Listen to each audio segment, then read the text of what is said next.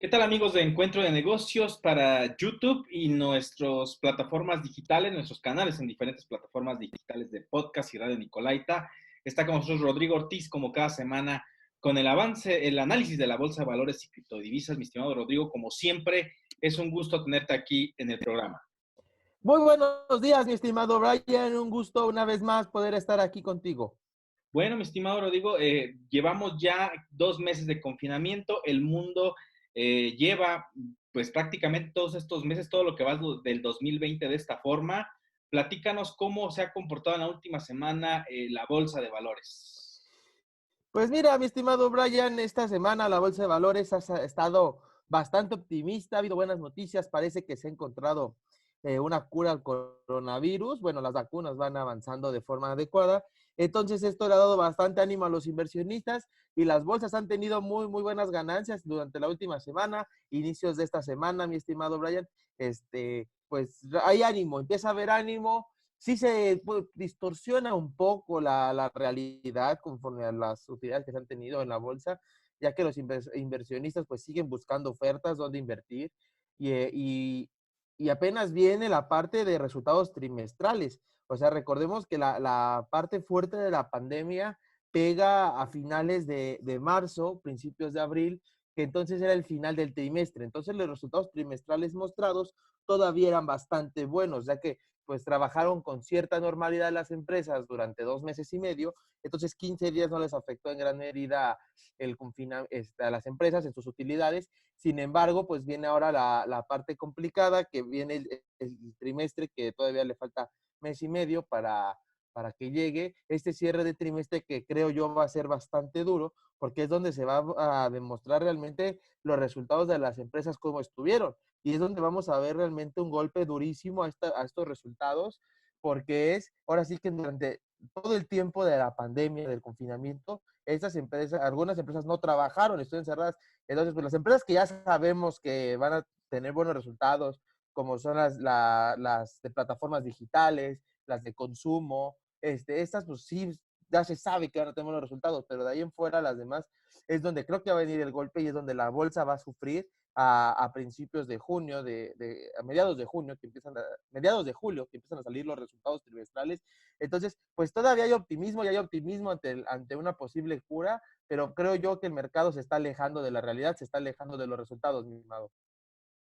Sí, como lo comentas, al final del día la crisis o la mayor parte de los países comenzaron este cierre a finales del primer trimestre y no toman en cuenta que toda esta baja de consumo se dio durante gran parte de marzo, todo abril y todo mayo. Entonces, las empresas todavía están como que en esa eh, tal vez negación en el que la actividad se detuvo casi por completo en algunos países durante ese periodo. Ahora vemos la reactivación de algunos países, empieza esta apertura en Europa, en China, y pareciera que, pues bueno, también América Latina va en este camino, México pues no queda atrás.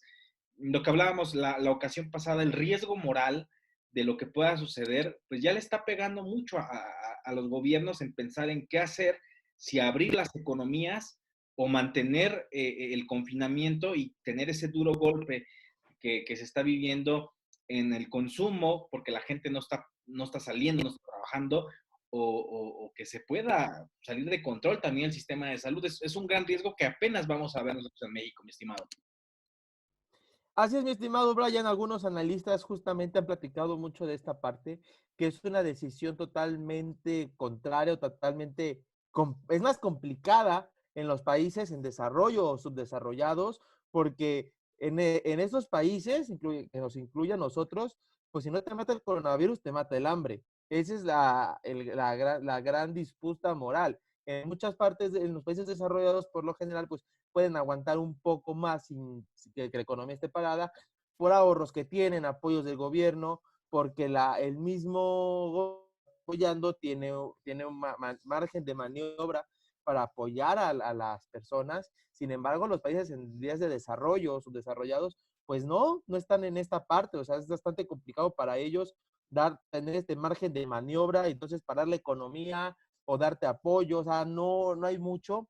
Incluso estaba leyendo un artículo el día de ayer, mi estimado, donde empieza a haber una presión sobre estos países, sobre Rusia, sobre India, México, Sudáfrica. La disputa es que las grandes economías, que fueron los primeros contagiados, ya quieren empezar a abrir, lo hemos escuchado en Estados Unidos, Europa empieza a caminar de manera correcta, entonces Europa pudiera empezar a abrir, China, ya hemos hablado, que empieza a trabajar con cierta normalidad, entre comillas, lo que llamamos la nueva normalidad. Entonces, estas economías, grandes economías, necesitan insumos que vienen de estos países en vías de desarrollo. Entonces, estas grandes economías ya están presionando a estos países en vías de desarrollo para que abran su economía y puedan surtir los insumos a estas grandes economías para que ellos también puedan trabajar. Entonces, la gran mayoría de estos países que he mencionado, mi estimado, justamente el análisis lo decía, apenas están en el pico de la pandemia, o sea, no han llegado a aplanar la curva como estas otras economías. Y entonces, esta presión es decidir si abres, y entonces abres la economía, empiezas a tener flujos nuevamente, pero poniendo en riesgo el sistema de salud, o viceversa, decides no hacerlo, puedes perder grandes oportunidades de negocio que se están haciendo ahorita, mantienes tu sistema de salud estable, pero tu economía la avientas al precipicio porque incluso puedes perder estas grandes oportunidades y te puede reemplazar a algún otro país. Entonces empieza esta presión de los grandes países a estas economías y entonces volvemos a lo mismo, el dilema moral, ¿a qué le apuestas? ¿A la economía y a la salud? Es una decisión bastante complicada para cualquier gobierno, mi estimado. Sí, y como lo comentas, o sea, en el caso de Estados Unidos se cerró parcialmente, no fue un cierre total, ni siquiera para el tránsito de personas o que las personas pudieran tener restricciones como en México a lo mejor se estaba viendo. Sí se restringieron la entrada de ciertos vuelos de ciertos países. El movimiento, si no es esencial, al menos con México, no está permitido aún y se ha extendido y pareciera que sí existe esta inclinación a abrir las economías, porque al parecer, pues no hay pues tiempo límite para saber cuándo la pandemia pueda ceder y no puede paralizarse una economía de ningún país, ni mucho menos la economía mundial, porque la globalización ha llevado a esta interdependencia, como lo comentas. Los países en desarrollo, mencionabas a los BRICS, que son muchos países que están o que tienen fábricas que dan suministros a China o a Estados Unidos que tienen que abrir y que en el caso de México se están empezando a abrir las fábricas porque Estados Unidos ya está demandando insumos que requieren para continuar con la producción de diferentes sectores. Entonces es algo muy interesante lo que se está dando. Son decisiones difíciles, como tú lo comentas, pero necesarias, porque ya hay golpes duros en diferentes empresas. Está el caso de Avianca, por ejemplo, que se fue a la quiebra, Lufthansa, que tuvo que ser rescatada por el gobierno alemán, porque son dependientes del turismo y que es un sector sumamente golpeado por la economía. Entonces sí hay ese riesgo moral, pero al final de cuentas lo comentas, o los países mueren por coronavirus o mueren por hambre. Así es, mi estimado, una decisión bastante complicada. Agradezco no ser yo quien tenga que tomarla porque es muy, muy complicada. Es esta parte también de entender al gobierno y a los gobiernos del mundo la decisión que toman, porque a veces es muy cómodo desde nuestra trinchera criticar algunas decisiones, sin embargo, pues en este caso es eso, estimado, o colapsas la economía o colapsas el sistema de salud. Y lo peor de todo es que no hay un punto medio, porque si buscas un punto medio, colapsas las dos. La economía no trabaja de forma correcta y el sistema de salud se contagia. Entonces, es una decisión bastante, bastante complicada que lo están viviendo varios países, no solo México. Entonces, esperemos que esto pase cuanto antes, que la vacuna pueda salir lo antes posible, que se cree inmunidad en las personas para que esta decisión sea más fácil, pero al día de hoy es algo simplemente muy complicado, mi estimado. Se empieza bueno, en consecuencia de las aperturas que han existido, empieza a subir el precio del petróleo, ya se estabilizó un punto previo a la crisis que se dio en varios países de cerrar la producción y en los barriles del West Texas empiezan a llegar a precios que estaban antes de marzo, mi estimado. Así es, mi estimado, el petróleo empieza a recuperarse, este contrato de junio está bastante agradable, va en niveles normales, lo platicamos aquí que va a estar a niveles normales. anda rondando los $25 por contrato. Ya es algo bastante agradable después de haber visto esas bajas tan fuertes. Ha tenido 182% en el mes, muy, muy buen rendimiento para el petróleo. Pero bueno, se da porque van 2 semanas consecutivas que en Estados Unidos el reporte de inventarios petroleros ha ido a la baja. Entonces quiere decir que el inventario está disminuyendo, lo cual es bueno, quiere decir que empieza a haber espacio para almacenar petróleo. Entonces esta vez se ve difícil, te digo, se ve difícil, pero no imposible, que volvamos a llegar a niveles negativos como fue el contrato anterior a su vencimiento, porque esta vez sí hay donde almacenarlo, sí hay donde meterlo. Esto es una muy buena noticia y aparte se ha visto que el consumo de petróleo en ciertas zonas está aumentando, se empiezan a demandar petróleo, lo cual también hace que los inventarios no crezcan porque se acaba la producción normal del día, quedan esos, incluso han bajado un poco la parte de los inventarios, empieza a hacerse bueno la parte del acuerdo comercial de la OPP de reducir 6 millones de barriles diarios. Entonces empieza a conjugarse estas variables para dar un sentido positivo al petróleo, lo cual es bueno.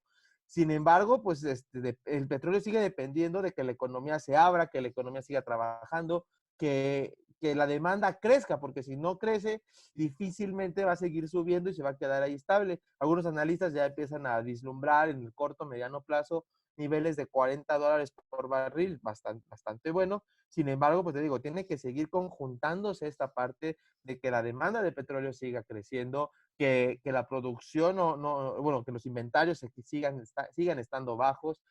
Entonces, es una parte ahí, son varias variables que están en juego y esperemos que siga por este buen camino, que cada vencimiento no volvamos a tener esa catástrofe que tuvimos hace un mes. Entonces, pero todavía no puede cantar victoria de petróleo. Todo empieza a verse positivo, sin embargo, pues no hay nada que garantice que esto va a seguir así. Semana a semana nos vamos a ir dando cuenta con los inventarios petroleros de Estados Unidos, es lo que nos va a ir marcando la pauta, mi estimado.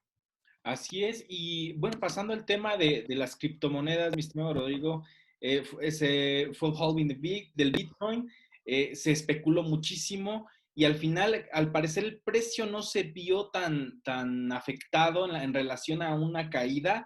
Han mantenido un precio cercano a los $10,000, al menos de ayer a hoy ha bajado, pero no se vio esa dramática caída que muchos pensaban, ni tampoco el disparo del precio como muchos otros lo predecían, mi estimado. Así es, mi estimado. Hay dos temas ahorita con las criptomonedas. El primero, como lo mencionas, el halving. Efectivamente, pasó algo muy curioso con el halving esta vez. Normalmente se daba el halving y después subía el precio. Esta vez se usó como pasa en la bolsa de valores. Compra el rumor, vende la noticia. Todo el mundo compró el rumor del halving, entonces hicieron que el Bitcoin subiera. Se da el halving, pasa la noticia y empiezan a vender. Ligeras bajas, pero se mantiene estable en sus precios entre los 8,500, $10,000 el precio del Bitcoin. Todavía se ve difícil que pase esta barrera a los $10,000, no se logra estabilizar en ese precio. Entonces creo que va a seguir oscilando en esta parte. Habíamos dicho que iba a subir un poco más. Las condiciones no lo dieron. Estamos en una situación totalmente diferente a lo normal. Entonces la gente pues se fue por la parte del rumor. Sin embargo, hay varios analistas de Bitcoin, varias plataformas que dicen que este movimiento del halving no es inmediato, que se da en el mediano largo plazo, en un plazo de un año.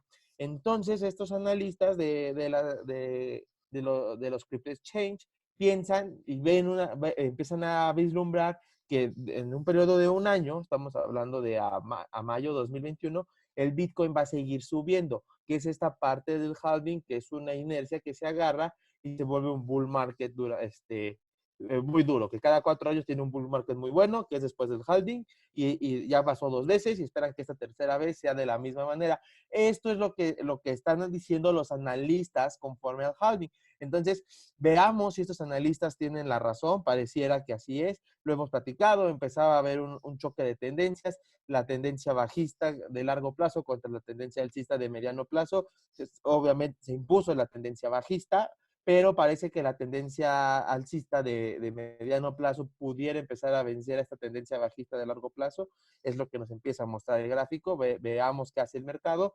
Sin embargo, el día de hoy, en la madrugada aquí en México, da una noticia bastante interesante que le metió mucho ruido, mucho nerviosismo al mercado de los bitcoins, que es la parte de que se movieron unos bitcoins de una cuenta que los tenía desde el 2009.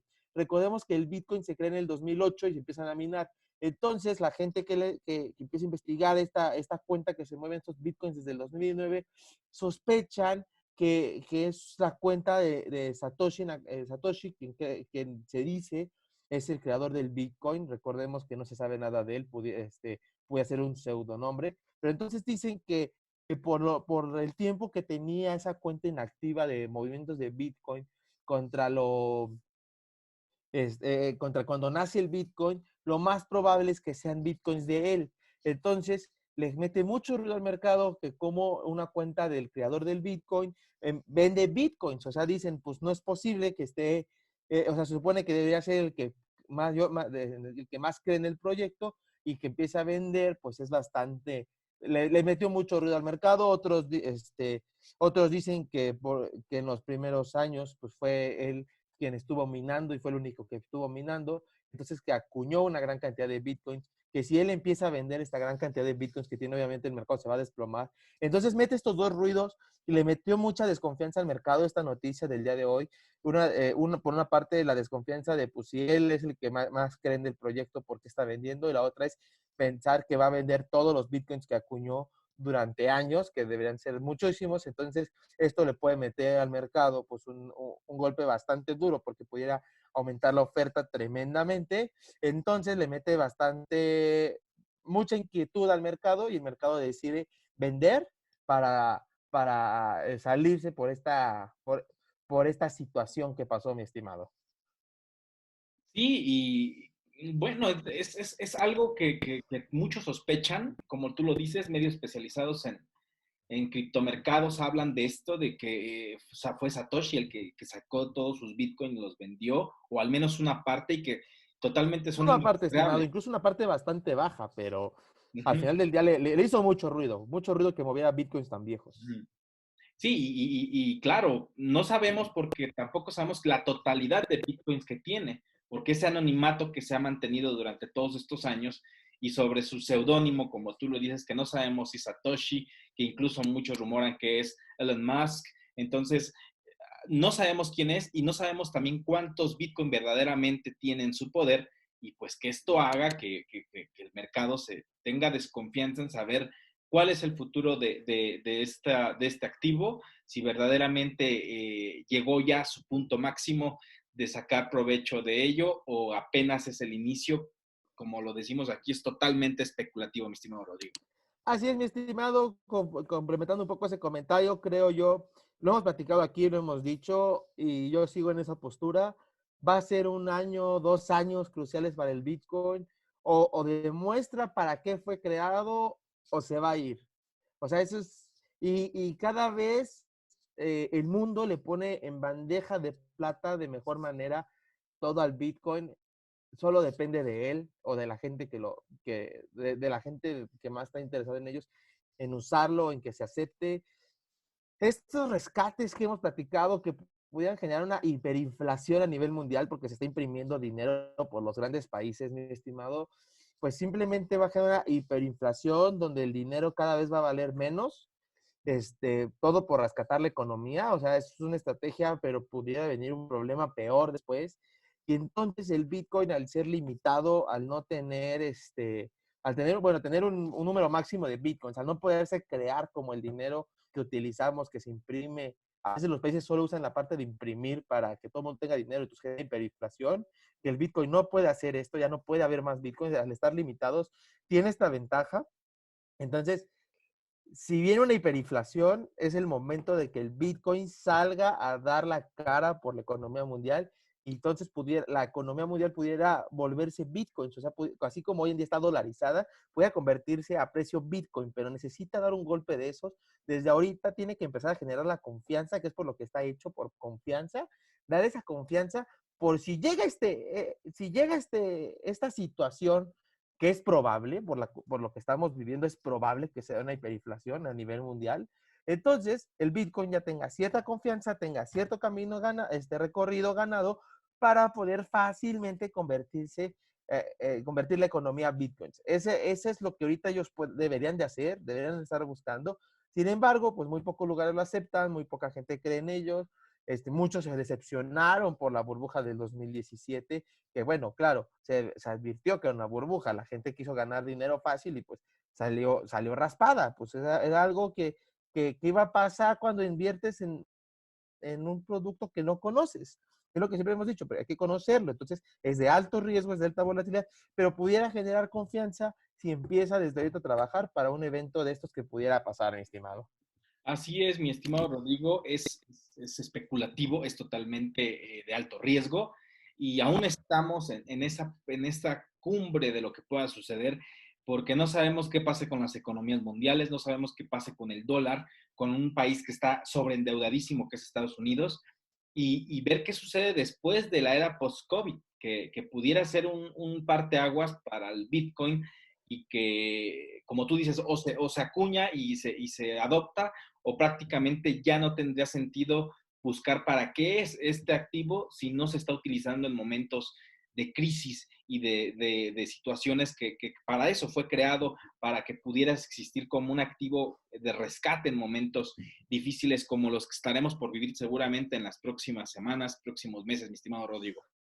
Así es, mi estimado Brian, el Bitcoin tiene una oportunidad dorada, tiene ese boleto de lotería que tanto buscó, que tanto estuvo comprando, cada semana compraba su lotería.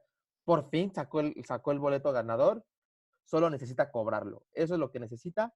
Esperemos que lo cobre, veamos qué pasa, pero necesita generar confianza porque si no cobra ese boleto de lotería ahorita, jamás lo va a cobrar. Porque si no lo haces en momentos de incertidumbre, cuando la gente ya no cree en el dinero, nunca lo vas a hacer.